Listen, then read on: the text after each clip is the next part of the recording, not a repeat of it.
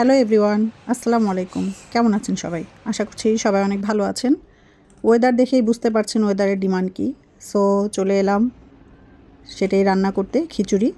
আর আজকে খিচুড়িটা হাতে মেখে রান্না করব, যে কারণে প্রথমে চাল ডালগুলো মিক্সড ডাল নিয়েছে আমি এখানে, দেখতেই পাচ্ছেন।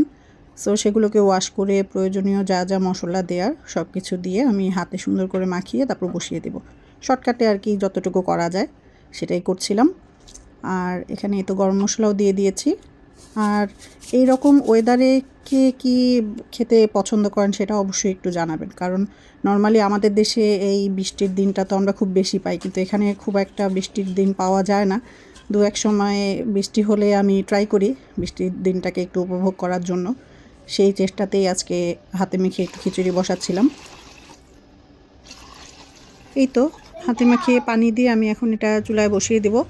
আর নর্মালি খিচুড়ির সাথে আপনারা কে কী খেতে পছন্দ করেন অবশ্যই জানাবেন। আমি সেদিন অবশ্য বেশি কিছু করিনি, আমি শুধু জাস্ট খিচুড়ির সাথে একটু ডিম ভাজি করেছিলাম। ডিম ভাজার পাশাপাশি আগে থেকে ঘরে যেহেতু মাংসের তরকারি ছিল সেটাকে গরম করে নিয়েছিলাম, আর এক্সট্রা কোনো কিছু করা হয়নি। যেহেতু বলেছি আমি শর্টকাটে রান্না করছিলাম সেদিন, সো সময়ে বাঁচাতে যতটুকু করা সম্ভব। কারণ বিকেলের দিকে আমি আবার একটু বাইরেও গিয়েছিলাম সেদিন, সে কারণে একটু তাড়াহুড়ো করে একটু জাস্ট কোনো রকম রান্নাটা শেষ করছিলাম। এই তো আমার খিচুড়ি হয়ে গেছে অলরেডি, ভুনা খিচুড়ি। আর সাথে ছিল ডিম ভাজা।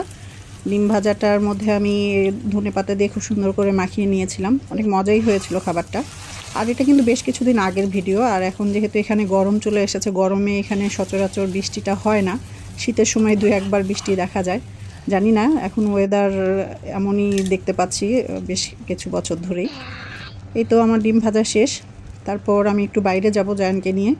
সেদিন সন্ধ্যার পরে, বৃষ্টিটা যেহেতু সকালের দিকে ছিল, বিকেলের দিকে আর বৃষ্টি ছিল না, সো আমরা সন্ধ্যার দিকে একটু বাইরে গিয়েছিলাম। এই তো জায়ানের প্রিয় সেই প্লে জোনে চলে এসেছিলাম। এখানে জায়ান বেশ কিছুক্ষণ খেলাধুলা করার পর তারপর আমরা বাসা চলে গিয়েছিলাম। খুব একটা মানে বাইরে যেহেতু বের হওয়া হয় না, বাচ্চাদেরকে এরকম প্লে জোনগুলোতে নিয়ে গেলে বাচ্চারা অনেক বেশি খুশি হয়। যেমন জায়ান তো মানে প্লে জোনে যাওয়ার জন্য খুবই পাগল থাকে। আর এখানে প্লে জোনের পাশাপাশি যেহেতু মার্কেটও ছিল, সো আপনি এখানে বাচ্চাদের খেলাধুলার জন্য রেখে আপনি আপনার প্রয়োজনীয় জিনিসপত্রগুলো শপিংও করে নিতে পারেন। এটা ছিল এখানে প্লাস পয়েন্ট। যাই হোক, এই তো আমাদের ঘোরাফেরা শেষ, আমরা এখন বাসায় চলে যাব। আজকের দিনটা আপনাদের সাথে শেয়ার করলাম, কেমন লেগেছে অবশ্যই একটু কমেন্টস করে জানাবেন। আশা করছি আমার সাথেই থাকবেন। ইনশাল্লাহ দেখা হবে পরবর্তী কোনো ভিডিওতে। আজকের জন্য বিদায় নিয়ে নিচ্ছি। সবাই ভালো থাকবেন, সুস্থ থাকবেন, আর আমাদের জন্য দোয়া করবেন। আল্লাহ হাফেজ।